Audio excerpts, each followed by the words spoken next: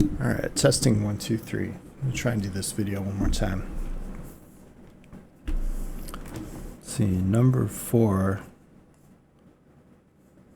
adjacent and supplementary. So adjacent, real quick, that's adjacent. Those are adjacent, and these are not adjacent. If you look up the definition, it'll say something like two angles that share one side and a vertex makes them adjacent or next to each other. So I guess they could even share a vertex and still not be adjacent, because these two they don't share a side. Supplementary means they add up to 180. If they're supplementary and adjacent, they're going to look something like that. They're going to be what's called a linear pair.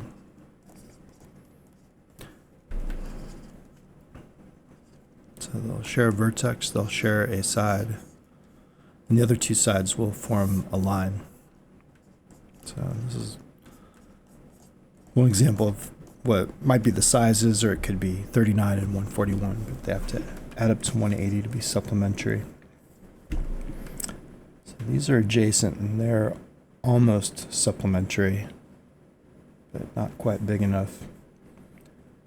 So I'm scanning through this thing and I see that shape I'm looking for right there. So all I have to do is name those two angles. When you name angles, the vertex, it's got to be the middle letter. So I got NJP, and I'll say PJK, but I could have said KJP also.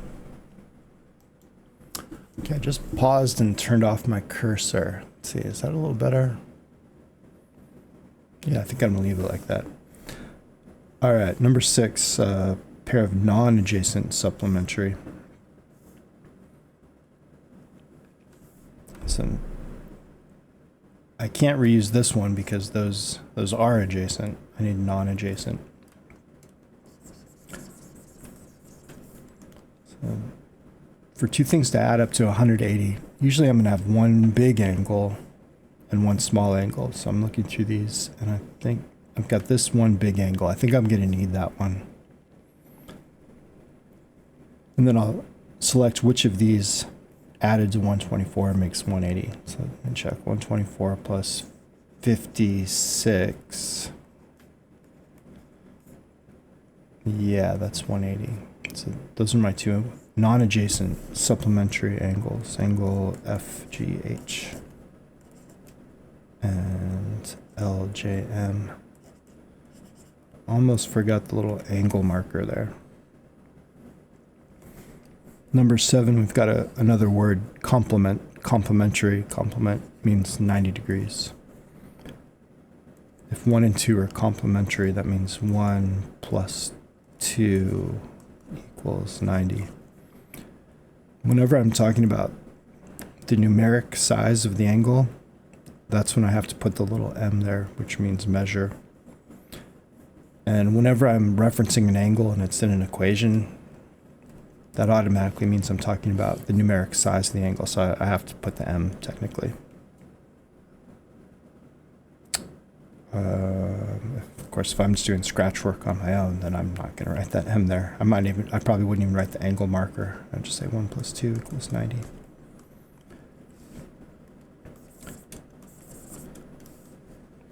We'll do it all official. And they also tell us that angle 1, the measure of it, is 23 degrees.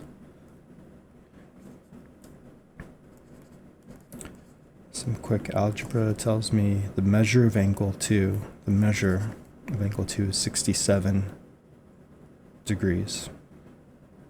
Yeah, don't forget that either. 8, 9, and 10. I don't remember what your assignment is, but those are all pretty similar. I'm going to leave those for you, and we'll jump to 11. Let's see. Good.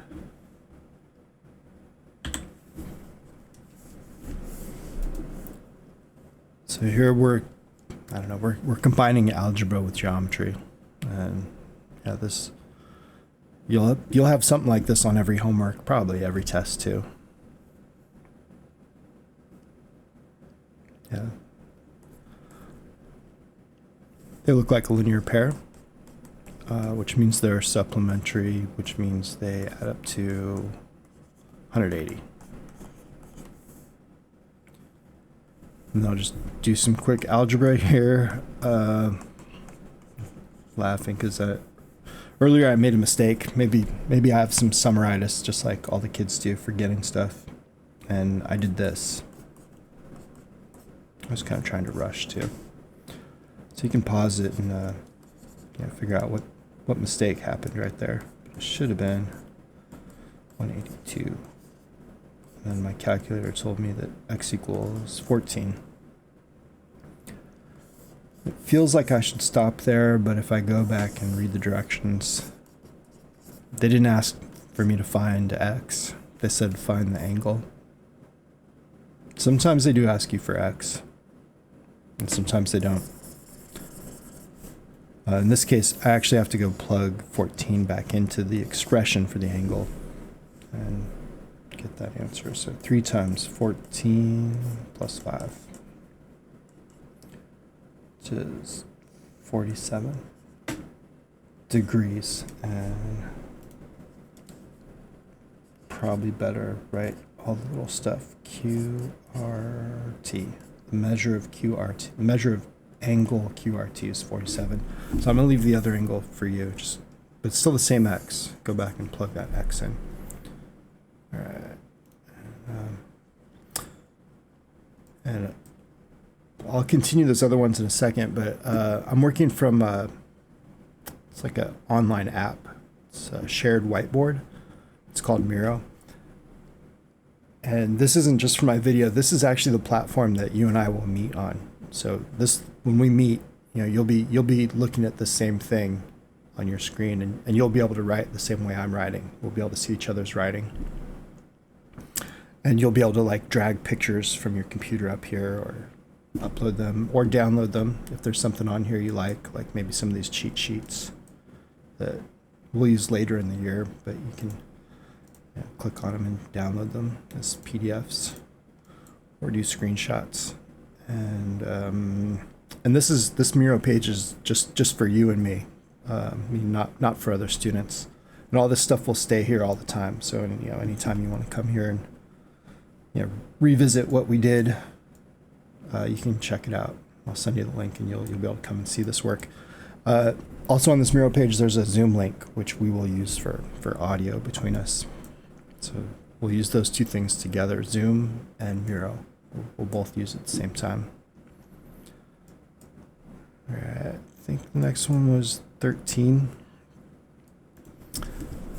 It's complementary, so you're going to write this equation because the two angles are complementary.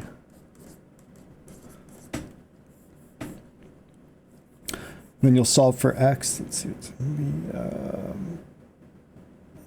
10, 21, I think. You better check that because I just tried to do it in my head. And then whatever you get for x, you'll have to plug it back in because these are under the same directions. They're asking you to find the angles if you go back and look at the directions. All right, and 14, same thing, but just 180. I see there's a little fraction you're going to have to deal with there, and you might have to, you might be a little rusty with fractions, but we'll see how it goes. And to close it out, you got, let's see, 15 through 16. Mostly just some vocab words. So a linear pair that's includes angle 1. So it could either be 1 or 2, or it could be 1 and 5. But 1 and 5, they actually make a linear pair. So 1 and angle 5. And just another vocab word. Whenever two lines cross, like they're doing here, any two lines, it always makes a set of 1, 2, 3, 4 angles. And you can see that two of the angles look like they go together, looks like they're congruent, and the other two angles look like they're congruent. And this happens all the time as you get these like complicated drawings. Maybe that's too complicated in geometry. Maybe it'll look, you get stuff more like that. But you frequently get linear pairs. So this will be a rule you're using all the time. I just said linear pairs, but I meant vertical angles. And it's a little weird. You'd think like these ones would be called, quote, vertical, and maybe these would be called, since they're left to right, maybe they'd be called horizontal angles. But the orientation doesn't matter, even if they're diagonal. They still call these are vertical and these are vertical angles.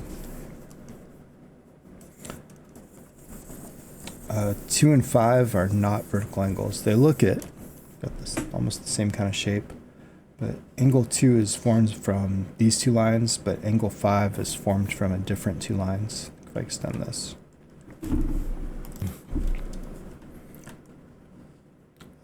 This would be the angle. I'll call this angle 6. 2 and 6 would be vertical, but there's no angle 6.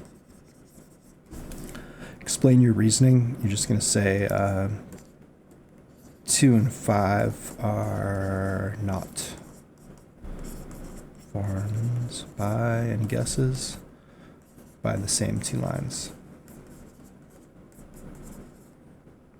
So they're not vertical. All right, trying to think, is there anything else? I think that's it. Maybe one more thing. If any questions come up, here's my contact info. You can just send me a text or email with some homework questions. And we're set for Wednesday at 6 o'clock. And so at that time, you're gonna log into Zoom and then log into this Miro thing, and I'll see you there. So I'll send the links to your mom. All right, talk to you soon. Thanks. Bye.